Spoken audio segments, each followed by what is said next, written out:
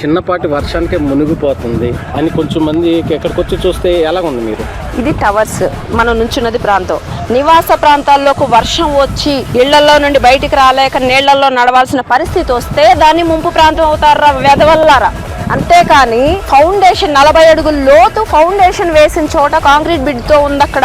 నిజంగా వీళ్ళని కన్న తల్లులకి హ్యాట్స్ ఆఫ్ చెప్పాలి. నిజంగా ఏం పెట్టి పెంచారమ్మా వీళ్ళకి అసలు నోరా లేకపోతే తాటి మట్ట. ఇప్పుడు ఉన్న నివాస ప్రాంతాలన్నీ చూశారు, ప్రజలందరూ సుభిక్షంగా ఉన్నారు. ఇక్కడ ఒక వర్షానికి మునిగిపోయింది అంటారు. మునిగిపోతే జగన్మోహన్ రెడ్డి వచ్చేమన్నా పులిహార పొట్లాలు పంచాడా, వాటర్ బాటిల్స్ ఇచ్చాడా, పడవలు వేసుకొని వచ్చి జనాన్ని రక్షించాడా, వేరే ప్రాంతాలకు ఎక్కడికైనా సురక్షిత ప్రాంతాలకు తరలించారా, లేదా జగన్మోహన్ రెడ్డి ఏమన్నా వాళ్ళ మనుషులు వాళ్ళ వేరే ప్రాంతాల్లో ఉన్న వాళ్ళు చిన్న పడవల్లో ఎక్కించుకొని తీసుకెళ్లారా, పడవల్లో ఎక్కొచ్చి హైకోర్టులో పిటిషన్ వేశాడా, లేదా ఈ ఆబోతు రాంబాబు ఏమైనా పడవేసుకొని తిరుగుతున్నాడా రాజధాని ప్రాంతాల్లో?